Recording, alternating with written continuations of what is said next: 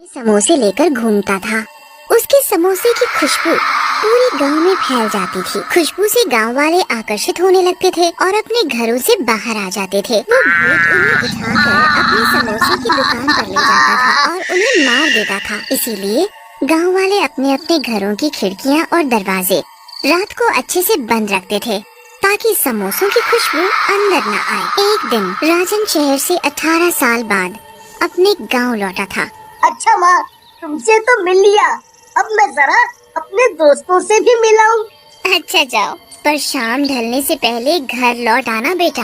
हाँ माँ, ठीक है, मैं जल्दी आ जाऊंगा। राजन अपने दोस्तों से मिलने चला जाता है और मिलते ही राजू, श्याम, क्या तुम दोनों ने मुझे पहचाना? मैं तुम्हारा बचपन का दोस्त राजन, जो शहर पढ़ने चला गया था। यार तू मेरे दोस्त, कितने सालों बाद आया है तू गांव में। अच्छा दोस्तों, हम कितने सालों बाद मिल रहे हैं। चलो इसी खुशी में कहीं घूम कर आते हैं। नहीं नहीं, हम नहीं जा सकते। क्यों, क्या हुआ? तुम दोनों घूमने के नाम से इतने डर क्यों रहे हो? क्या तुम्हें नहीं पता, इस गांव में शाम ढलने के बाद घर से कोई नहीं निकलता बाहर। पर क्यों, क्या बात है? क्या तुम्हें नहीं पता, रात के समय गांव में समोसे वाला भूत घूमता है। जो भी उसके समोसों की खुशबू सूंघ लेता है, वो भूत उसे उठाकर अपने साथ ले जाता है और उसे मार देता है। शायद तुम्हें भूत के बारे में कुछ नहीं पता, इसीलिए तुम भी खिड़की दरवाजे अच्छे से बंद करके सोना। चलो भाई, अब घर चले, अंधेरा होने ही वाला है। इतना बोलते ही राजू और श्याम वहाँ से चले जाते हैं। ये दोनों भी ना कैसी कैसी बातें करते हैं। कोई भूत भूत नहीं होता। शायद ये दोनों मुझे डराना चाहते हैं। अगर कोई ऐसी बात है तो माँ से जाकर पूछता हूँ। राजन वहाँ से अपने घर जाता है और अपनी माँ को सब बताता है। माँ, आज मैं अपने दोस्तों से मिलने गया था ना, तो वो लोग बड़ी अजीब सी बात कर रहे थे, कोई समोसे वाले भूत की। अगर कोई बात है तो बताओ ना माँ। अब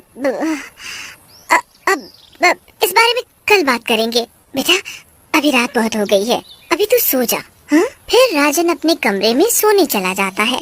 राजन अपने दोस्तों की कही बातों पर ज्यादा भरोसा नहीं करता, जो उन्होंने भूतिया समोसे वाले की बात कही थी, और वो खिड़की खुली रखकर ही सो जाता है। और रात में भूतिया समोसे वाला हाथ में समोसे की प्लेट लेकर गांव में घूमता है। ओ गांव वालों, जरा खिड़की खोल कर कोई हमारे भी दर्शन कर लो। हम भी तो तुम्हारे अपने हैं, एक बार तो दर्शन कर लो हमारे। ये मेरे बनाए हुए गर्मा गर्म समोसे तो चख लो एक बार। पर किसी के भी घर की खिड़की नहीं खुली होती।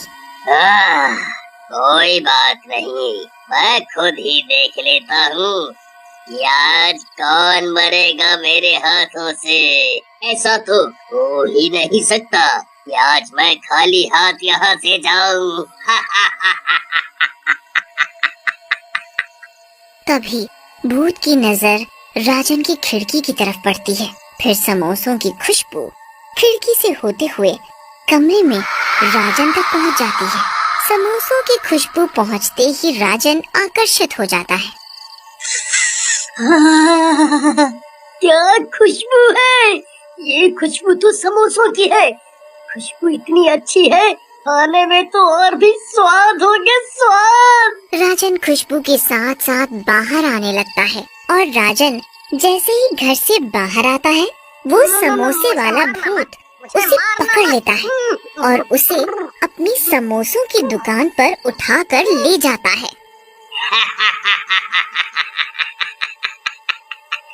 आज का शिकार मिल ही गया।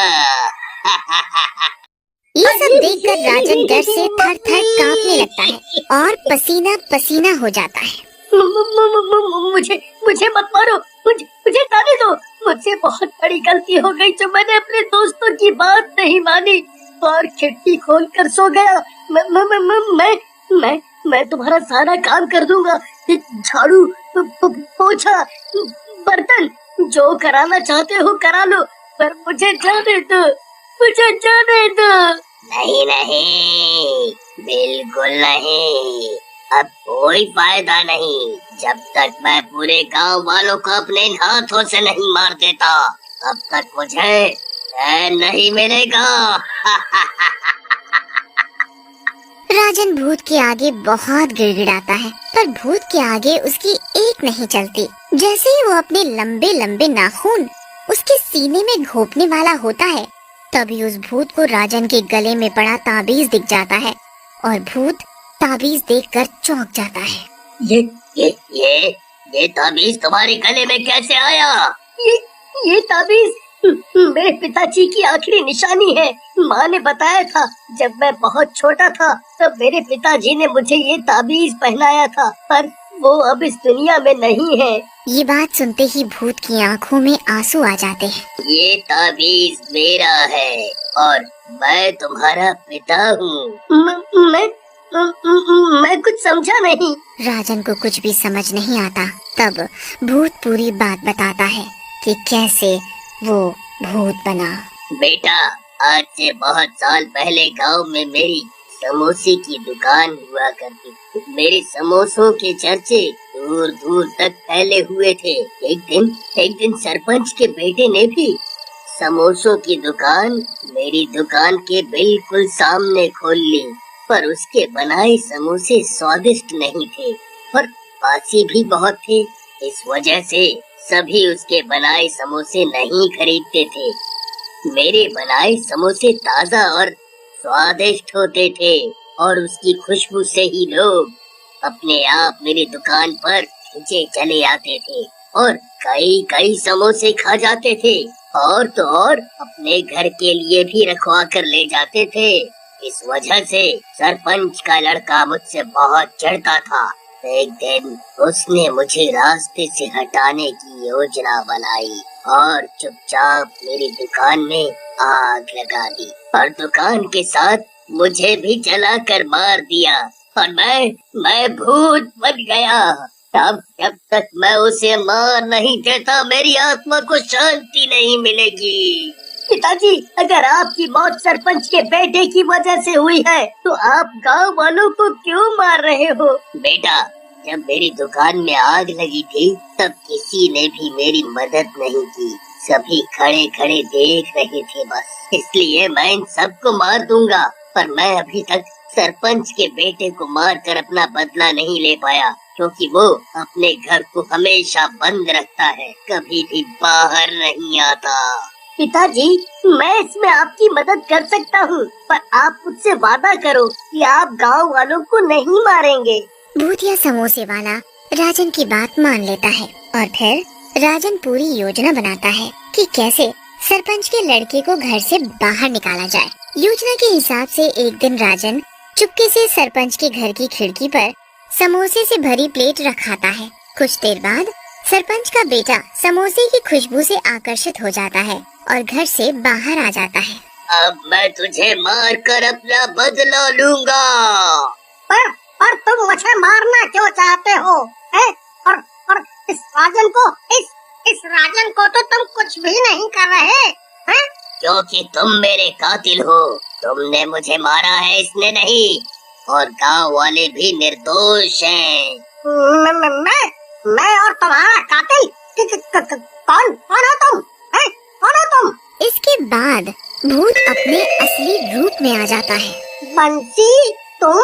ठीक पहचाना, बंसी हूँ मैं। तुमने मुझे जलाकर मार डाला था, याद आया? देखो बंसी भाई, देखो मुझे माफ कर दो। मुझसे बहुत बड़ी गलती हो गई थी। मुझे माफ कर दो बंसी भाई, मुझे माफ कर दो। और उसके बाद से उस भूत ने कभी भी किसी को परेशान